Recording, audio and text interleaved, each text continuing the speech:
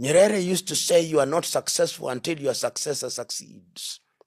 He has a history, a vested interest in ensuring that Tanzania does not collapse, that the legacy of Nyerere, the legacy of Mzee Mwinyi, the legacy of Mkapa, the legacy of John Joseph Pombe Magufuli are preserved for this generation and generations yet to be born. Tanzanians are posing these painful and difficult questions, and they must be answered. They cannot be wished away. Anybody who thinks that what has happened can be wished away is deluding themselves. In the history of any country, whenever there has been death, it is never the same again. The age of innocence is gone. and they have to deal with it. Oh, you've got you to like deal it with or it. not. Whether you like it or not, there are families that are hurting. And in this era of social media, before the truth takes the stairs, lies have taken the elevator. If I was asked by the government of the Republic of Tanzania, led by CCM, please advise us, this is what I would tell them. Number one, call a meeting presided over by Samia Suluhu Hassan of all registered political parties in Tanzania. All of them. Once you've called that meeting, call a meeting of all active and legitimate civil society organizations in Tanzania. Have a meeting with them. Call a meeting of all organized religious societies in Tanzania. Have a meeting with them. Once you've done that, get into a government of national unity. It happened in Kenya, it happened in South Africa, it happened in Zimbabwe. Once you have done so, release anybody who has been arrested on politically related charges. Those who are criminals, deal with them. The criminals deal with, but any person who has been arrested on politically related charges, release them. After you have done that, now go back to what the opposition has been talking about, that the Tanzanian constitution needs to be dealt with. Remember that under Tanzanian law, there is no opportunity to go to court, which is unfortunate and ought to have been done. Because if there was that avenue, then the opposition would have gone to court. We would now be listening to the arguments in court as to the legitimacy or otherwise of the electoral results. You start this process and give yourself time. You say, we are going to do this constitution for the next 2 years. Once we do this constitution for the next 2 years or maximum 3 years, then on the basis of that, in the following year, we create structures that have been created under the constitution. And in the 4th year, earlier than the next scheduled election, we call elections on the basis of the new constitution. And I, Mama Samia Suluhu Hassan, will not offer myself for re-election. History will remember him in a totally different way, and historians and even his perceived political enemies will forgive him. That is the kind of candid advice that the president now needs. But unfortunately, in this day and age, she will have no shortage of advisors. Kumwambia mama, hao ni wababaishaji tu, hao ni wahuni tu, wanafiki tu. They'll tell her. Na hao wengine ambao wanakuambia, wanakupa ushauri tofauti, ushauri mbadala, ni wababaishaji tu, si ni wa Kenya tu. After what happened in Tanzania, people have raised questions and people have been asking themselves, what are now the way forward? Is it that people who were killed or eliminated, that is it, and nobody's going to maybe come out with a solution for that? Yeah, because people lost their lives, families lost their loved ones, and until today, there is no way forward. Nothing has been said. Nothing has been spoken. Nobody has said anything about it. And people have been having a lot of questions. What is going to happen next? You see, the UN that was supposed to come in didn't say anything. The African Union itself is quiet and assuming like everything is okay. The ICC, despite all the evidences that came out, it hasn't done anything yet up to date, up to this moment. And that simply shows how we as Africans, or we as black people, we can't really make or bring justice for ourselves. We're depending on other people to try and find ways of justice for us. And at the end of the day, they don't do it. They don't do it completely. But now, you see, there's a lot of questions that are emerging right now. What next?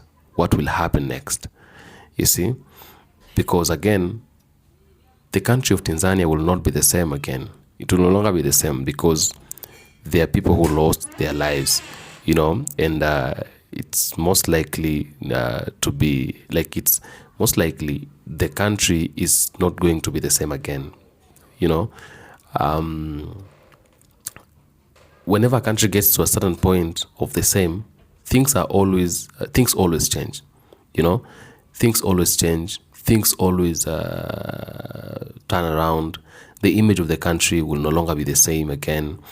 And however, how people used to see that country, maybe they would not see it the same way again. So the existing regime today has cost Tanzania a lot. It has really cost them. They wouldn't have done that. It was wrong. It was not something they were supposed to do, but they did actually.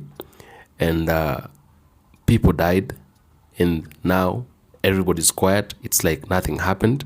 Innocent souls went away or washed out. Tanzania was known to be a country that was peaceful, but today Tanzania isn't peaceful anymore. And maybe that peace will no longer be there again because now everybody's angry. People are planning to come out again and demonstrate. People are planning to do these things in a bigger way than they've been doing. They're planning now to start it again because now they feel like if the government can't listen to us, what you're supposed to do as people is to show the government that even we ourselves, we cannot get tired because this is who we are. Tanzanians are demanding for reforms today, and they're demanding for reforms because a country refused to listen to them. A country never wanted to give them a listening ear. A country never wanted to protect them, to take care of them, and all that. A country wanted to do things by itself, run things by itself. It's a little bit difficult right now, and things might not be the same anymore. Things might not be the same again. So like right now, we're asking ourselves a lot of questions. What next for Tanzania? Because many countries in Africa have been having this kind of issues, this kind of problems, where countries fight, like people fight, the government kills people. But at the end of the day, nobody is held accountable for doing this. Nobody is actually held accountable or called to justice for doing this. And people end up dying for nothing. And nothing happens eventually. This is something that has been going on for a very long time. And it has to change because many people have died without doing anything. Many people have died without actually them committing any mistake. People are dying because of fighting for their rights. People are dying because they're questioning the government, because they're telling the government what you're doing is not right. You need to do it this way. You need to turn around and begin doing it in this way. You see? The countries that are claiming to be democratic, doing away with people, eliminating people every single day, killing people every single day, yet they're claiming to be democratic countries. Yet they're calling themselves democratic countries. Captain Ibrahim Traore once upon a time said that you can't call yourself a democratic country if you're not following or if you're not doing things in the right way. If you're killing people, if you're stopping people from entering parliaments, if you're tear-gassing people whenever they try to demonstrate, and it's their right to picket and demonstrate, you see. And then whenever they go on the road and they try to demonstrate, you come around and shoot them, unalive them, and then you're calling yourself a democratic country. You see, like proudly and with a lot of, a lot of courage, you're calling yourself a democratic country. And so the question has always been, what is this democracy for? What is it for? If democracy is killing people, then this democracy should be laid aside. People are not willing to talk and accept and agree on each other. People are not willing to come together for the growth of the country. People are not willing to work together for the growth of the country. Everybody with their own interests, everybody with what they want, you see. And at the end of the day, a country ends up burning because of a few individuals who might have saved the country from burning. And this is something we've been experiencing, we've been seeing all this time. This is something that has been going on all this time. And the question has always been, until when will this go on? Until when will this change? This is something we need to address. It is something we need to talk about. Because if we don't talk about it, nobody else will say it on our behalf. Africa belongs to us. There are enemies out there who are very happy when Africa fight. When people in Africa, they're fighting. They won't tell you they're happy. But the truth of the matter is that they're happy. That is why they taught us chaos. They taught us to fight. We didn't know violence. We didn't know using guns. But they taught even our leaders that if you want to make people listen to you and follow whatever you're asking them to do regardless, show them that you can shoot them down or you can take their lives. And that is what our leaders have been doing, forgetting we are their brothers and their sisters. Some of us are their children. Because if you can be able to kill other people's children and you're a mother, it means you are also able to kill your own child and feel nothing. And so, will justice come to Tanzania? Will Tanzanians and those who lost their lives, will they find justice? Will a reform be made in Tanzania? Will their constitution be reformed? Tell me what you think on the comment section. I will do my best to make sure I read all the comments and give a response where possible. Thanks for watching.